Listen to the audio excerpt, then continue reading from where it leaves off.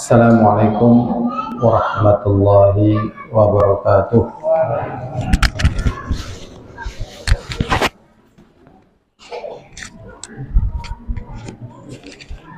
Innal hamdalillah nahmaduhu wa nasta'inuhu wa nastaghfiruh wa na'udzu billahi min shururi anfusina wa min sayyiati a'malina. Man yahdihillahu fala mudilla lahu wa man yudlil fala hadiya lahu. Asyhadu an la ilaha illallah wahdahu la syarika lahu wa asyhadu anna Muhammadan abduhu wa rasuluh. Allahumma shalli wa sallim ala Muhammadin wa ala alihi wa ashabihi wa man tabi'ahum bi ihsanin ila yaumiddin wa ba'd. Insyaallah kita masih membahas tentang ayatus sifat, yaitu ayat-ayat yang ada dalam Al-Quran yang menjelaskan tentang sifat Allah Subhanahu wa Ta'ala. Dan kita sampai sifat yang ke-15, yaitu Al-Kalam, berbicara. Al-kalamu sifatun min sifatillahi sabitati lahu bil kitab wa sunnah wa ijma'is salaf. Kalam, yaitu berbicara, adalah merupakan sifat dari sifat Allah yang tetap baginya di dalam Al-Quran, hadis ataupun ijma' salaf. Allah SWT berfirman, wa kallamallahu Musa taklima. Dan Allah Subhanahu wa Ta'ala mengajak bicara kepada Musa dengan pembicaraan. Dan Allah berbicara kepada Musa dengan pembicaraan. Minhum man kalamallah, di antaranya lagi firman Allah Ta'ala, dan di antara mereka ada orang-orang yang diajak bicara oleh Allah.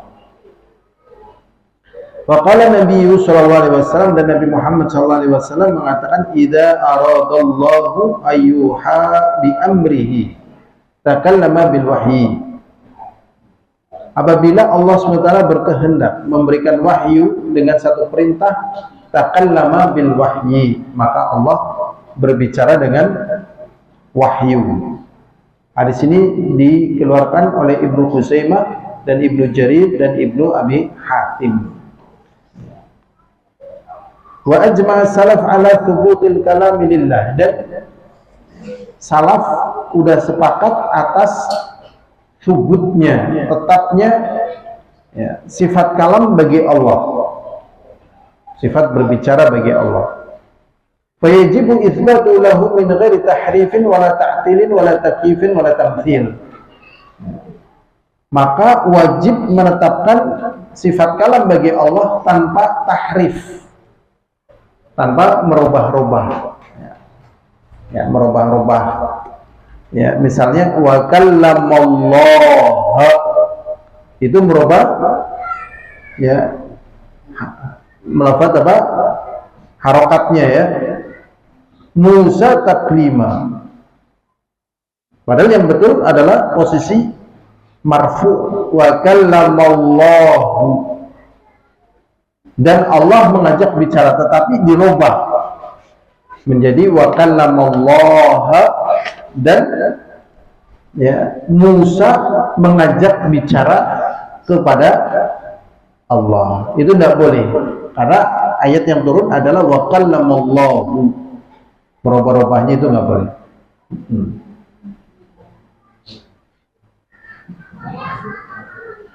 Wala ta'til, dan tidak boleh menolak. Oh, nggak mungkin Allah bicara, nggak mungkin. Kalau Allah bicara ya sama saja membicarakan seperti menyamakan dengan makhluk, nggak mungkin. Padahal di dalam Al-Quran Allah katakan wa kallamallahu Musa taklima. Jadi menolaknya tidak boleh. Wala takyif, ya, dia tidak merubah, juga tidak menolak, tapi membagaimanakan. Kalau Allah bicara sih kayak apa ya? Itu nggak boleh juga. Wala tamtsil, tidak boleh juga menyerupakan bicaranya Allah dengan makhluk. Allah bicara ya seperti kita bicara.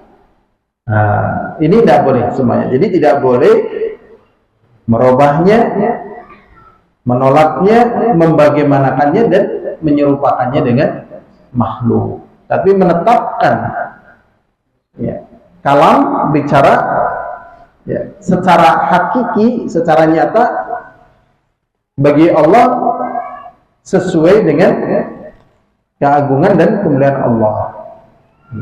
Wa huwa kalamul hakiki. Kalam di sini, sifat kalam saat bicara bagi Allah adalah sifat kalam yang nyata, yang hakiki. Ya, sifat kalam yang nyata atau hakiki.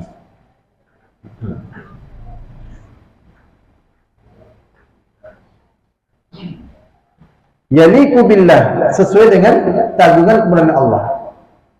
Yata'allaq bi masyiatihi. Sifat kalam bagi Allah ini bertalian dengan kehendak Allah. Dengan kehendak Allah, kapan Allah bicara, kepada siapa Allah bicara, apa yang dibicarakan. Itu dengan masyiah Allah Subhanahu wa ta'ala. Di hurufin, dengan huruf. Jadi Allah bicara itu dengan huruf. Wa aswatin, dengan suara masmu'ah, yang terdengar. Wa dalilu ala annahu bi masyiatihi, dan dalil bahasanya Allah bicara itu dengan masyiah Allah, kehendak Allah adalah firman Allah Ta'ala, wa lamma jaa Musa limiqatina wa kallamahu rabbuh. Dan tatkala datang Musa ya, limiqatina, pada tempat ibadah kami, wa kallamahu rabbuh, maka Rabbnya, yaitu Allah, Rabbnya Musa, mengajak bicara kepadanya. Berarti di sini dengan kehendak Allah, tatkala Musa datang ke miqatnya. Fatakrim hasala ba'da maji'i Musa, dan pembicaraan atau kalam tadi terjadi setelah datangnya Musa. Fadalla ala annahu muta'alliqun bi masyiatihi ta'ala, maka ini menunjukkan Allah berbicara dengan masyiahnya, dengan kehendaknya. Ya. Jadi kapan waktunya itu sesuai dengan kehendak Allah SWT. Berikutnya wadalil ala annahu hurufun, dalil bahwasanya Allah berbicara itu dengan huruf. Jadi intinya kita belajar akidah dengan apa yang dijelaskan dalam Al-Quran atau apa yang dijelaskan dalam hadis. Karena yang namanya seperti ini sifatnya adalah apa? Ikhbari. Kalau ada ditetapkan, kalau nggak ada ya nggak ditetapkan. Sifatnya adalah apa? Ikhbari, itu berita saja, informasi ini loh. Jadi kita tidak menentukan sendiri atau menggambarkan sendiri atau mengisahkan sendiri gitu. Dan ini yang benar. Karena yang menciptakan kita ya Allah. Bukan yang menciptakan, penciptanya adalah manusia gitu. Kalau misalnya yang menciptakan penciptanya manusia adalah manusia, ya manusia sendiri yang bikin cerita gitu. Manusia sendiri yang bikin apa? Cerita, ada Tuhan kegelapan, ada Tuhan terang gitu. Dan dengan cerita-cerita yang dibikin, ada ini, ada itu, ada begini, ada begitu. Ini nggak bisa. Ini memang dari langit. Kalau ada ya ditetapkan, kalau nggak ada ya kita tidak menetapkan. Berikutnya, kemudian Allah Subhanahu wa Ta'ala tadi berbicara dengan suara, dengan huruf, yaitu firman Allah Ta'ala, ya Musa, wahai Musa, inni ana rabbuk, wahai Musa, sesungguhnya aku adalah Rabbmu, kata Allah. Surat Thaha ayat 11. Fa inna hadhihi kalimat hurufun wa hiya kalamullah. Sesungguhnya ya, ini adalah kalimat yang terdiri daripada huruf-huruf. Inni ana rabbuk, ya. Huruf dan dia adalah kalamullah, dan itu adalah ucapan Allah Subhanahu. Wa dalil ala anna bi sautin, dan dalil bahwasanya itu ya dengan suara adalah firman Allah Ta'ala, wa nadainahu min janibi tur al-ayman wa qarrabnahu najiya. Dan kami memanggil Musa dari sebelah Bukit Tur Sina. Al-Ayman yang sebelah kanan. Wa qarabnahu, dan kami dekatkan dia najiyya dengan dengan berbisik. Najiyya, munajat. Wan nida wal munajat la takun illa bisawt. Ya. Wa nadainahu, dan kami panggil dia. Memanggil itu dengan suara. Wa qarabnahu, dan kami dekatkan dia, kemudian najiyya, dan kami berbisik. Memanggil dan berbisik itu dengan suara. Ya, mau ada di perasaan, oh kayak ya, itulah yang namanya keimanan. Itulah yang namanya apa? Keimanan. Jadi kita ngaji, ya, ngaji seperti ini namanya ngaji apa? Iman, seperti pembahasannya kemarin. Gitu. Ya, jadi memang ngaji yang semacam ini setannya banyak. Ya. Berusaha merancukkan gitu. Berusaha apa? Merancukkan. Padahal tidak ada jalan lain bagi kita untuk mengenal pencipta kita, untuk mengenal Allah SWT, kecuali dengan jalur Al-Quran. Ya tidak? Adakah jalur selain daripada Al-Quran? Nggak ada. Kalau ada ya nanti jadinya tapa, ya kan, jadinya mikir, jadinya pengembaraan, jadinya macam-macam gitu. Jadi pengembaraan, apa dan sudah ada, sudah dihapuskan. Ya. Sudah dihapuskan. Kenapa sudah dihapuskan? Orang buat Gusti Allah. Lek kepriye carane pokoknya mengkok berana. Ya terserah dia, ya, di gua atau di macam-macam lah, terserah. Yang hening, yang sepi, di gunung, di sungai, di manapun. Gitu. Kenapa dihapuskan? Itu sudah nggak ada. Padahal dulu Nabi Muhammad SAW ketika ingin mengenal Allah SWT, ingin mengenal kebenaran, beliau harus pergi tahannuh, mengasingkan diri di Gua Hira. Tapi sekarang dihapuskan, kenapa? Jadi bersemedi, tafakur, pengembaraan pemikiran, bermacam-macam spiritualisme dan yang lainnya, ya. Itu kok sudah nggak ada, kenapa? Karena sudah turunnya wahyu gitu. Dan dalam semacam ini masih ada ilmu spiritualisme dan sebagainya, pengembaraan pemikiran, itu masih ada gitu. Makanya masih ada istilah orang spiritualis, orang-orang spiritualis tinggi misalnya. Macam-macam tokoh-tokohnya ya. Ada stokisme, macam-macam lah pokoknya yang dibicarakan mereka itu, dan literaturnya juga banyak, tapi itu sudah dibersihkan, sudah nggak ada. Kenapa tadi? Sudah turun Al-Quran, udah nggak ada. Tetapi masih dipasarin, masih dipasarin, diajarkan, Masya Allah, ya kan? Ya dikembangkan. Ada fakultas filsafat, ya kan? Filsafat kan otak-atik tapi kok benar itu gimana ya? Tapi itu benar, tapi gimana itu? Ya kalau benar tetap tidak bisa menggantikan Al-Quran gitu. Jadi kebenaran itu bernilai ibadah, bukan kebenaran itu bernilai semata-mata akal, semata-mata perasaan, semata-mata oh iya gitu, bukan. Tapi apa tadi apa? Iman. Ya, kayak gitu. Ini pentingnya belajar iman. Karena kalau enggak mesti muncul istilah-istilah yang ada dalam kehidupan dan sulit didudukan. Misalnya becik ketitik ala ketara, ya kan? Itu ada nggak dalam kehidupan? Ya kan? Air gemercik tanda tak dalam. Semakin tinggi ilmu seorang, semakin merunduk sebagaimana padi. Terus itu akan ada semacam begitu tuh, pelajaran-pelajaran kayak gitu. Nah itu harus didudukan nanti secara ilmu syar'i. Kita kembali ke sini. Jadi hal-hal yang demikian itu, ya tadi kembali. Makanya ini ngaji iman. Ngaji iman angel apa gampang ya? Setannya akeh banget loh. Setannya akeh banget loh. Wah, kayak makanya komunisnya payu gitu. Apa deh payu gitu. Kuat iman, harus kuat iman loh. Saya jadi ingat Bapak Saddam Hussein gitu ya. Cerita ini malah jadi ingat Saddam Hussein. Bapak Saddam Hussein kan partainya partai Ba'athi. Partai kebangkitan, partai komunis. La robba illal ba'thi. Tidak ada Tuhan kecuali Ba'ath.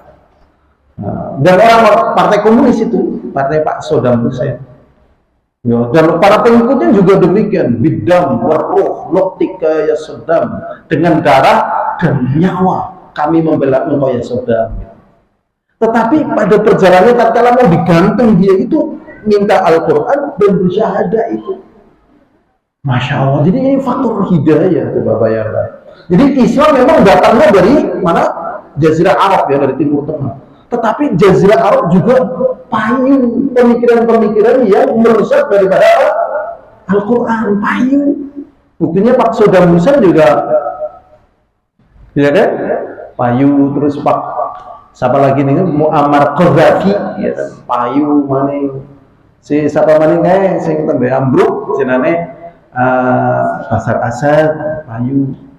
Ya, partainya ini Muhammad Syaraf saya nggak tahu, tapi waktu itu tuh ada penyerahan senjata ke partai Ba'ath itu. Jadi ini penting belajar iman ya, penyelamat kita ya, kaum muslimin dan yang lainnya, iman. Kita lanjutkan lagi lah, hadirin azani wa azakumullah.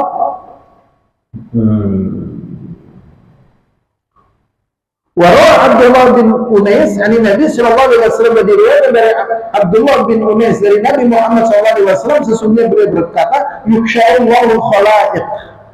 Allah SWT mengumpulkan para makhluk, fayunadihim, dan mereka dipanggil oleh Allah. Bisautin, dengan suara. Yasma'uhu, yang mendengar min ba'din, dari min bu'di, dari jauh. Jadi dikumpulkan makhluk-makhluk, dipanggil mereka oleh Allah Subhanahu wa ta'ala dengan suara min bu'din, dari jauh. Kama yasma'uhu min qurbin, sebagaimana dia dengar dari dekat. Dipanggil dari jauh tapi seakan-akan dekat sekali. Allah mengatakan, Anal Malik, aku adalah Malik, penguasa. Anad Dayyan, aku adalah Zat yang maha membalas. Ini wallahualam kayaknya ada hubungannya dengan tafsir di dalam surat Al-Fatihah. Maliki Yaumiddin, Allah adalah penguasa, pemilik hari pembalasan, hari kiamat. Ya, Dayyan, pembalasan atau kiamat. Ya, kenapa di situ disebutkan Allah sebagai Malik, sebagai penguasa, sebagai raja di saat hari pembalasan itu? Karena tatkala di selain hari itu di dunia ini banyak raja, banyak penguasa. Maka di saat itulah Allah panggil mana coba? Nggak ada. Semuanya kembali kepada asalnya sebagai hamba Allah Subhanahu wa ta'ala.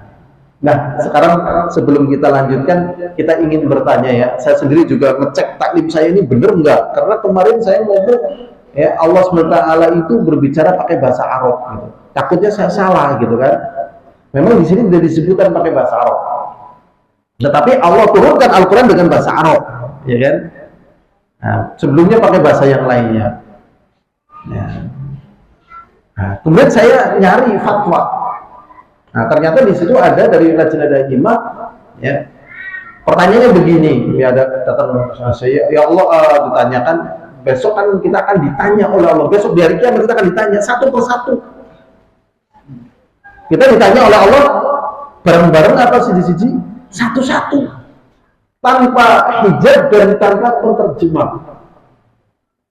Nah, itu pakai bahasa apa? Kira-kira antum pakai bahasa apa ini? Nah, kemarin saya kan mau pakai bahasa Arab ya, saya juga takut salah masalahnya. Atau pakai bahasa isyarat. Kayak gitu ya. Dalilnya ada. Dalilnya apa ada? Nggak ada ya. Mungkin gitu ya. Tapi ternyata di Lajnah Daimah itu ya Allah mengajak bicara satu-satu kepada kita dengan bahasa kita. Nah, dengan bahasanya kita. Karena dalil yang dipakai oleh lembaga fatwa ya, para ulama ya kan, pintar-pintar ya, jelas pintar-pintar ya. Mereka menjawab tentunya ada istidlalnya. Mereka berdalil bahasanya yang diucapkan oleh manusia dari ucapan-ucapan dari bahasa adalah makhluk, ya kan? Makanya ada pembahasan khulqu af'alil ibad. Jadi seluruh perbuatan hamba adalah makhluk, Allah yang menentukan. Coba ada berapa juta bahasa coba di dunia ini. Nah, Allah yang menciptakan. Perbuatan itu juga Allah yang diajak bicara dengan bahasa yang dikatakan tadi, tanpa penerjemah dan tanpa hijab. Tetapi kemudian di Lajnah Daimah dijawab wallahu a'lam. Tapi yang jelas diajak bicara. Tetapi insya Allah istidlal ini lebih dekat. Dan di sini tadi ada juga yang memberikan faedah, ini menunjukkan keagungan dan kemuliaan Allah. Jadi Allah itu bukan hanya mampu menciptakan kita, nggak ada yang sama, ya kan? Adakah di antara kita yang sama? Walaupun sama-sama Jawa, tetap ada bedanya. Kita punya anak 6, ada sama atau ada bedanya? Beda cara mikirnya, cara berbuatnya, cara ngelembonine, barangan beda-beda. Paling bener, paling sing cara mikirnya, cara bahasanya juga beda-beda. Itu keagungan Allah. Ini cap jempol juga nggak ada yang sama ya. Sidik jari DNA, masya Allah. Agung apa nggak agung? Agung banget loh. Agung banget ya Allah. Pentingnya kita mengenal Allah supaya kita jangan sedih, jangan macam-macam. Kan kita sering sedih, sering bingung, sering panik, ya kan? Manusia itu sering panik, ya, sering panik. Sebenarnya yang bikin panik di antaranya syaitan. Ya, panik terhadap madesu, masa depan apa? Suram. Itu individu, keluarga, bahkan negara dunia. Kalau rezeki Allah sudah diberikan berlimpah. Ya. Karena paniknya itu akhirnya zolim, saling caplok mencaplok, manase mbok ora werid. Padahal ya Allah luas banget. Jadi yang sering sempit adalah hati manusia, hati kita. Kita perlu lagi. Jadi demikiannya ya. Jadi insya Allah pakai bahasa masing-masing menurut Lajnah Daimah. Ya. Tapi kalau dalam masalah Al-Quran ini memang Allah turunkan dengan bahasa Arab Al-Quran. Berikutnya hadirin azakumullah, kita lanjutkan qala fil Fath, berkata di dalam kitab Al-Fath, mungkin sarah Sahih Bukhari. Akhrajahu Muslim fi Adab al-Mufrad, dikeluarkan oleh penulis dalam kitab Adab al-Mufrad, wa Ahmad wa Abu Ya'la fi Musnadihima wa dzakara lahu tariqain akharin. Jadi di sini ini tentang derajat hadisnya. Hadis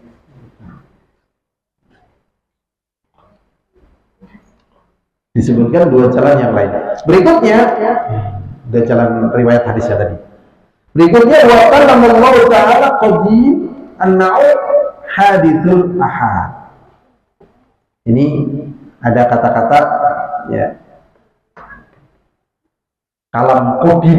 Antum sudah pernah dengar kalam qadim? Padahal itu maaf ya, sering buat puji-pujian. Ya, saya dengar di dekat musola saya puji-pujian. Ya, dia bilang al-kalam qadim. Kalam qadim. Qadim itu dahulu. Jadi kalam Allah Ta'ala qadimun naw. Jadi kalamnya Allah itu qadimun naw. Jenisnya itu qadim. Jenisnya apa? Qadim. Antum paham bahasanya kalam Allah itu qadim itu artinya terdahulu.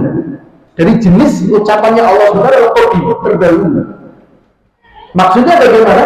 Maksudnya Allah Subhanahu wa Ta'ala itu tidak didahului dengan tidak bisa bicara. Kalau kita bisa bicara, kita bisa bicara nggak? Sebelumnya, nah itu. Kita berilmu nggak? Kita berilmu nggak? 1 tambah 1 berapa? 2 kan? Berilmu atau nggak berilmu? Berilmu. Ini minta teh atau minta kopi? Teh, ya kan?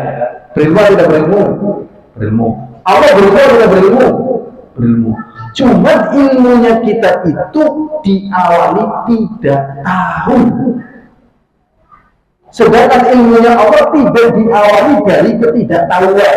Makanya Syekh Al-Rafidah tidak mau menetapkan Allah itu berilmu. Allah berilmu. Loh, kenapa kamu tidak mau menetapkan Allah berilmu? Ya, kalau Allah berilmu berarti tadinya Allah berilmu. Berarti kan Allah pintar setelah ngaji. Nggak mungkin Allah berilmu. Berarti di sini terjatuh pada apa? Menyamakan dengan makhluk sehingga menolak sifat. Jadi Allah berilmu dan sumber ilmu dari Allah, dan Allah itu tidak diawali dengan ilmu. Dia tidak diawali dengan ketidaktahuan, berbeda dengan kita. Masya Allah. Dan di sini memang harus berbeda. Jadi ini ngaji iman gitu ya. Kita lanjutkan saja. Jadi kalau Allah Ta'ala qadirun, jadi ucapannya Allah itu dari jenisnya itu tidak didahului dan tidak bisa bicara sebelumnya. Jadi memang Allah sudah berbicara dan Allah yang menjadikan manusia berbicara.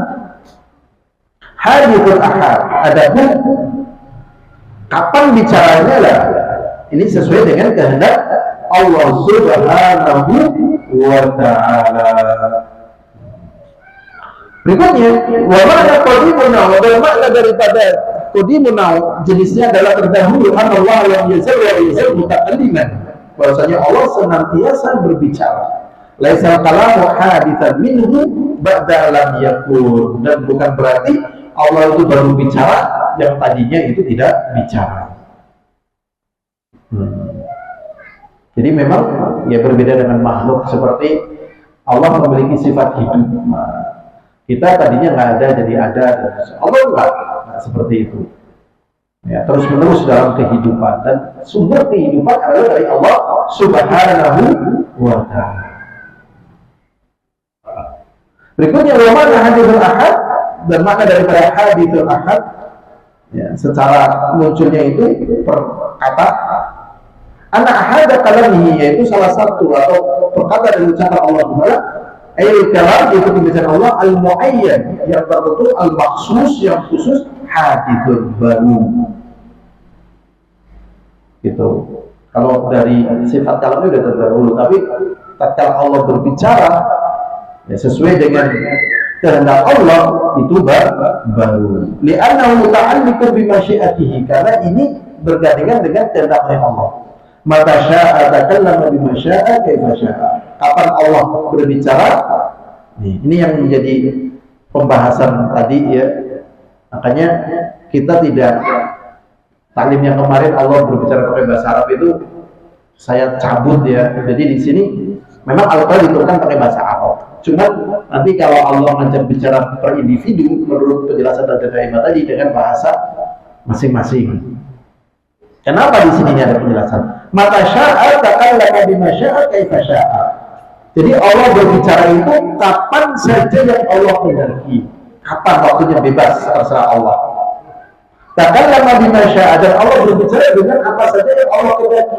Kaifa sya'a, dan bagaimana itu sesuai dengan kehendak Allah.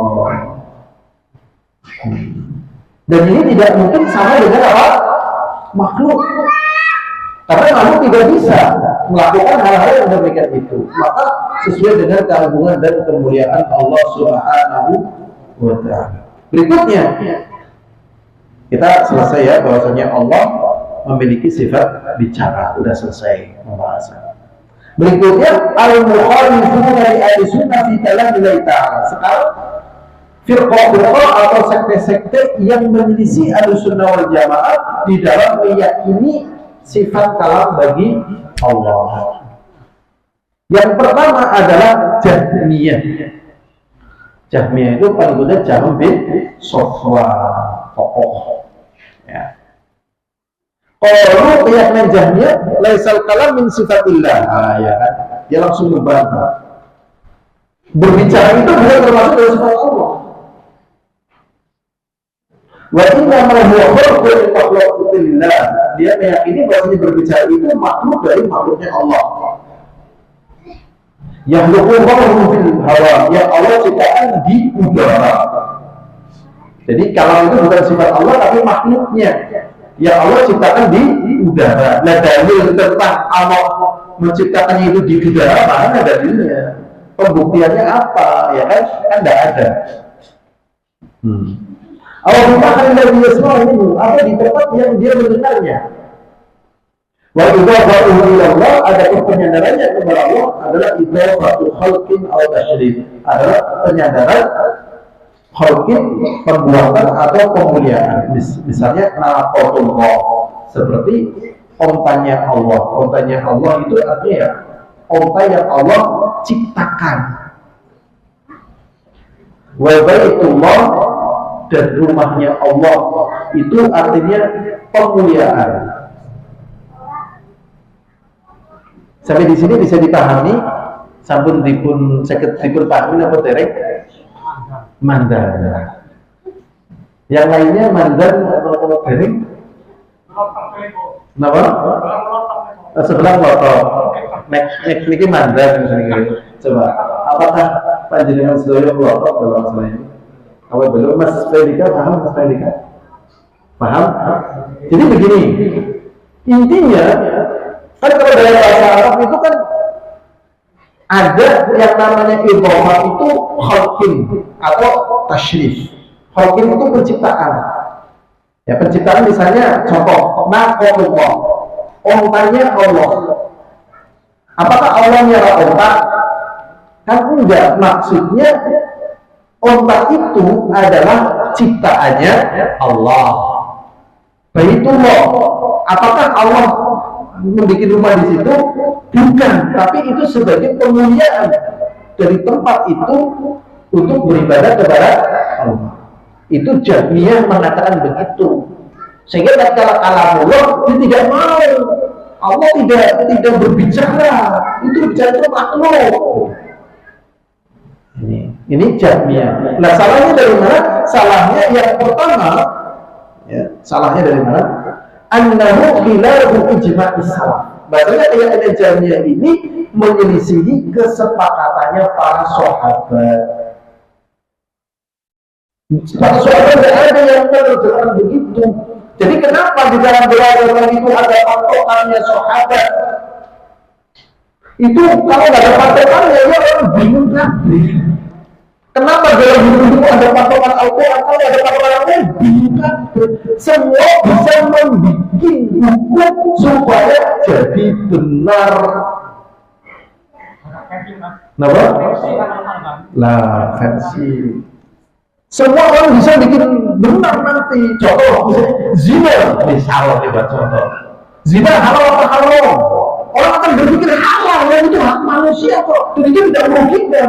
Dan kalau itu tidak dilangsungkan, bagaimana mungkin manusia bisa bahagia? Jadi silakan orang zina di taman atau di mana monggo. Yang penting jangan rusak taman, jangan ganggu orang. Hak kok. Ini di negeri barat di bawah zina. Nah, Al-Quran tidak begitu, tidak haram.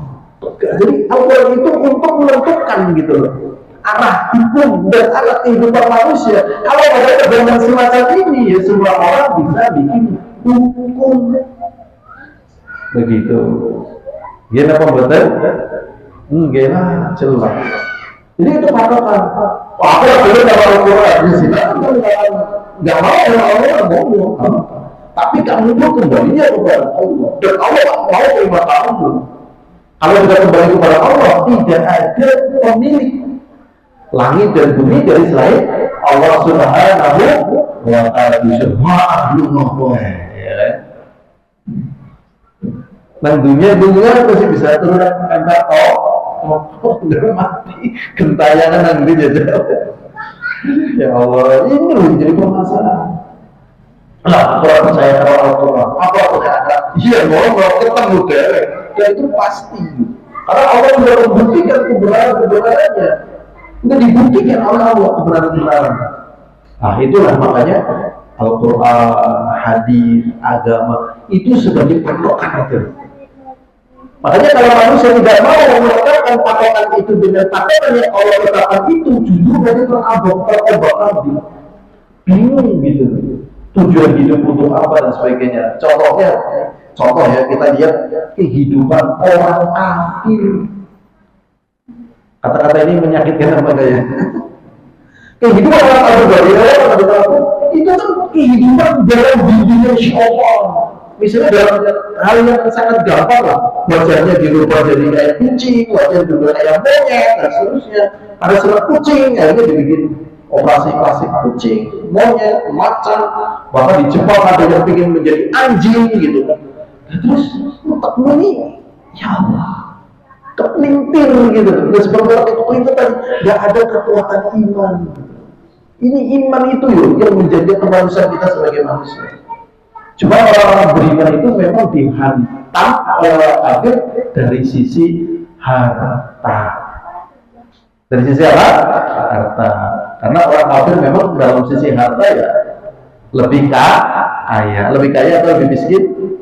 Kaya. Secara umum lebih kaya. Itu kamu. Tapi orang beriman juga silakan kan. Ya, dan Allah SWT mengatakan juga amat ta'al qalilan, ya. Dan bersenang-senanglah kalian sebentar. Berikutnya Allah. Jadi menyelisih ijma'nya para sahabat. Yang pertama. Yang kedua, khilaful aqli. Karena ini menyelisih sesuatu yang dengan akal ya. Ini menyelisih sesuatu yang maktul, yang masuk akal. Lianna al-kalam sifatun mutakallim wa laysa syai'an qa'iman bi nafsihi munfasilan 'anil mutakallim. Jadi menyelisihi akal sehat. Jadi yang dikatakan oleh Jahmiyah ini justru menyelisihi akal sehat. Sekarang saya berbicara, bisakah apa yang saya bicarakan dipisahkan dengan saya? Tidak. Masa ketika Allah Subhanahu wa Ta'ala dan Maha Mulia, kemudian ketika Allah berbicara dipisahkan dengan Allah kemudian jadi makhluknya, kan tidak mungkin. Justru mereka ingin akal-akalan malah menyelisih akal sehat. Kalau misalnya Baitullah itu bentuknya kemuliaan memang terlepas, ya kan? Naqalullah terlepas, tapi kalau berbicara, ya kan? Kok kemudian bisa menjadi sesuatu yang terlepas dikatakan sebagai makhluk? Ini menyelisih akal sehat. Berikutnya yang ketiga, anna Musa sami Allah yaqul. Sesungguhnya Musa mendengar Allah Subhanahu wa Ta'ala mengatakan innani Allah. Jadi Musa dengar apa yang dikatakan oleh Allah, innani Allah. Sesungguhnya aku adalah Allah. La ilaha illa ana. Tidak ada ilah yang benar untuk disembah kecuali aku, kata Allah. Fa'budni, maka sembahlah aku. Surah Toha ayat 14. Janjane ya. Belajar keimanan gue aslinya gampang. Oh jadi angel. Ya kasih nyerekal sih, nyerekali mumeti begitu. Nah kemudian di antara orang-orang yang beriman pada keimanan ini kadang dapat info dari mereka. Akhirnya dijelaskan oleh para ulama.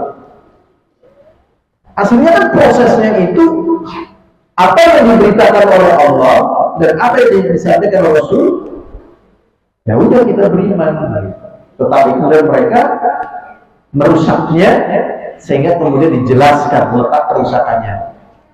Jadi di sini Allah Subhanahu wa Ta'ala tatkala mengajak bicara Musa mendengar ucapannya Allah Subhanahu wa Ta'ala. Berikutnya, kelompok yang kedua yang menyelisih Allah berbicara adalah Asy'ariyah. Ya, Asy'ariyah. Abu Hasan al-Asy'ari. Ya, Asy'ariyah, tapi pengikutnya. Kalau mereka mengatakan kalau Allah makna ta'amul binafsihi. Mereka mengatakan ucapan Allah adalah makna yang terkait dengan dirinya sendiri. La yata'allaq bi masyiatihi, tidak ada hubungannya dengan kehendak Allah Subhanahu wa ta'ala.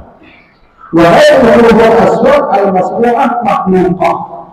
Sedangkan huruf yang ada dan suara-suara yang ada ini adalah makhluk, ditakdir untuk mengungkapkan anil makna, tentang makna ta'am binafsillah yang dekat dengan diri Allah Subhanahu wa ta'ala. Itu pendapatnya begitu. Angel teman ya, gede nekor iman be nyerekal ya kan? Gede nekor iman be nyerekal angin teman.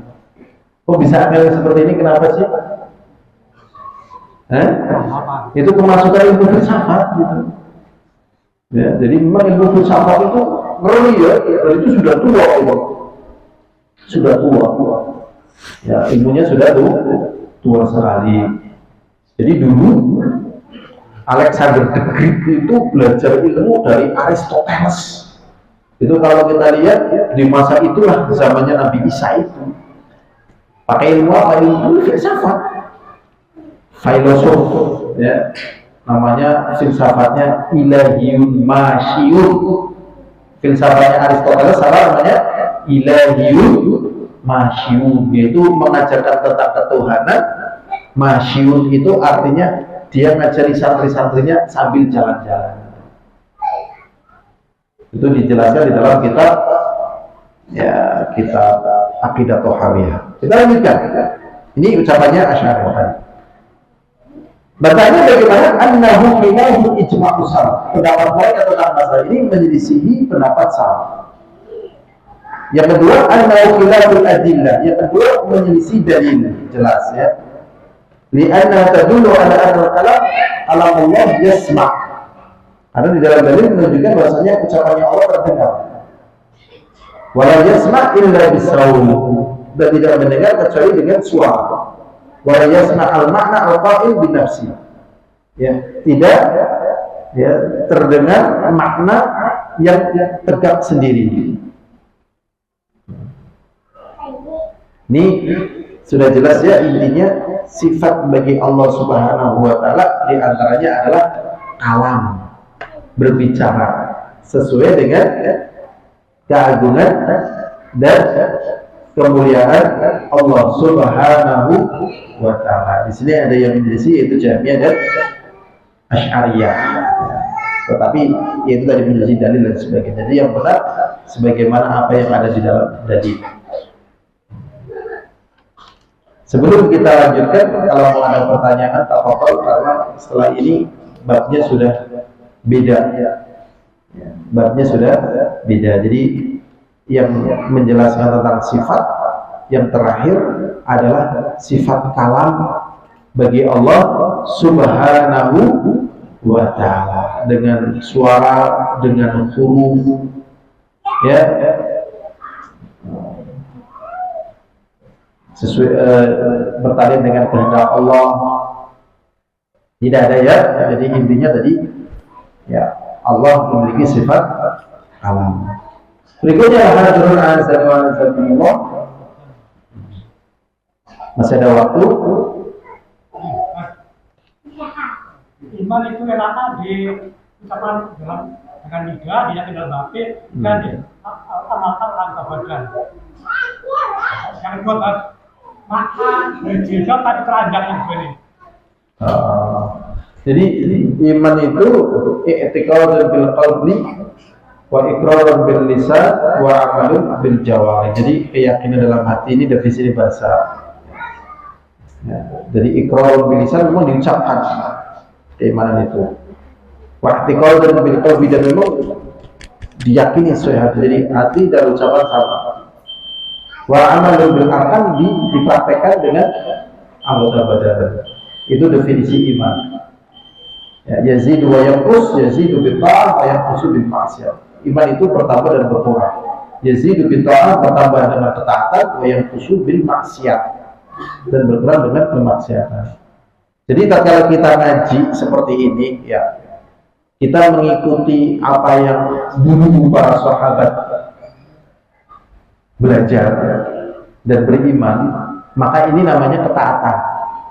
Berarti kalau kita taat seperti itu, maka akan tambah keimanan pada kita tentang sifat-sifat yang Allah SWT jelaskan di dalam Al-Quran ataupun dijelaskan Rasulullah dalam hadis dalam masalah ini. Kemudian ketaatan-ketaatan yang lain juga menambah keimanan. Kemudian ini bagi pertanyaan, berpakaian tapi telanjang. Ya, berpakaian tapi telanjang. Maksudnya adalah yattasifu awal.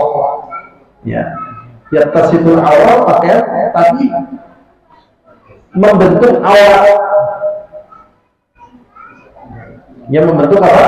Aurat. Atau transparan. Jadi bisa transparan, bisa membentuk aurat. Jadi memang pakai pakaian yang jangan membentuk badan ya.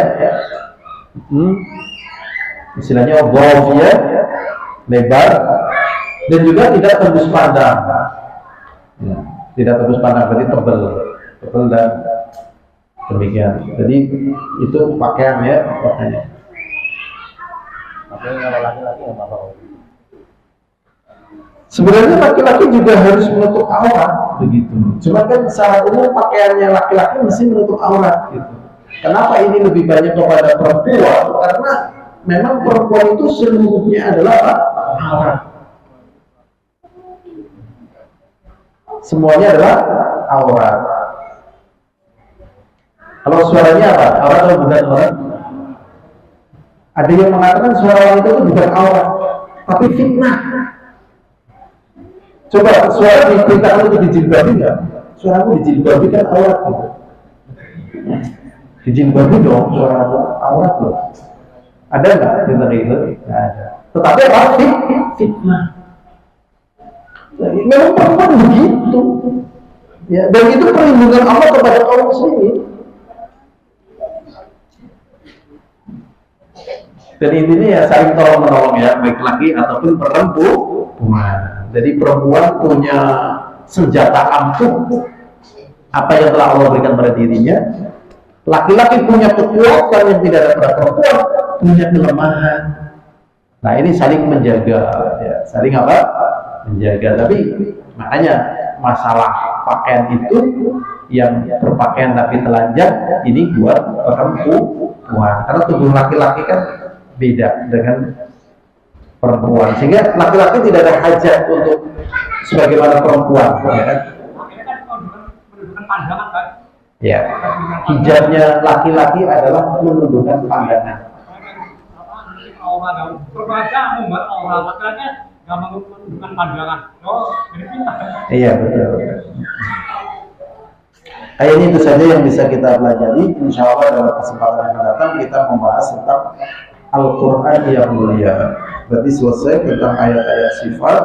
Kita lihat coba ya, ini ada 15 ya. Jadi sifat yang pertama adalah wajah ya, wajah bagi Allah. Kemudian sifat yang kedua, kedua tangan ya. Kemudian yang ketiga, nafas, jiwa ya, sifat jiwa bagi Allah. Kemudian yang kelima, ridho, rela, ridho artinya rela. Kemudian sifat yang keenam, mahabbah, cinta, sifat cinta. Kemudian sifat yang ketujuh, ghadab, marah.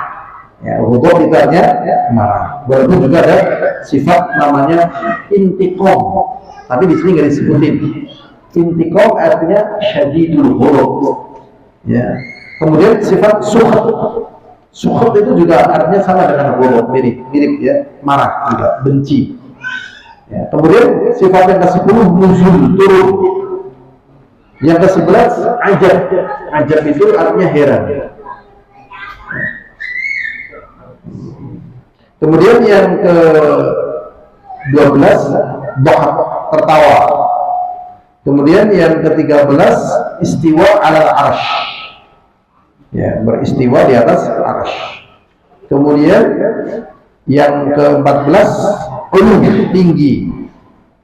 Kemudian yang ke-15 itu tadi apa? Alam. Ini yang ada di buku ini. Yang ada di buku ini, di buku yang lain ada pembahasan lain yang berbeda. Makanya ini bekal. Terima kasih. Tadi saya mau bertanya, saya sudah ini tentang apa itu persaksian terhadap mayat. Terus daerah sekitar sini itu kalau ada mayat itu letak kita. Kalau sini mayat itu saya lupa saya. Nah, hubungan dengan hadis kan ada hadis yang berbunyi yang ada begini. Suatu saat ada mayat lewat yang kemudian Nabi menjawab wajaban.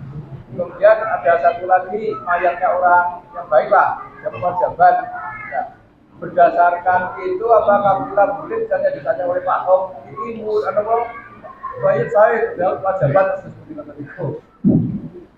Jadi memang aslinya kalau yang mempersaksikan itu adalah orang-orang yang soleh, orang-orang yang berilmu, orang-orang yang baik, insya Allah persaksian itu benar. Gitu. Yang jadi permasalahan yang menyaksikan ini, yang jadi permasalahan yang menyaksikannya itu. Jadi kalau memang si mayit ini baik, ya kita katakan baik menurut kita, sebatas yang kita baik. Saya saya. Tapi kalau menurut keyakinan kita jelek, saya boten. Niki saya nopo saya boten saya. Asli berarti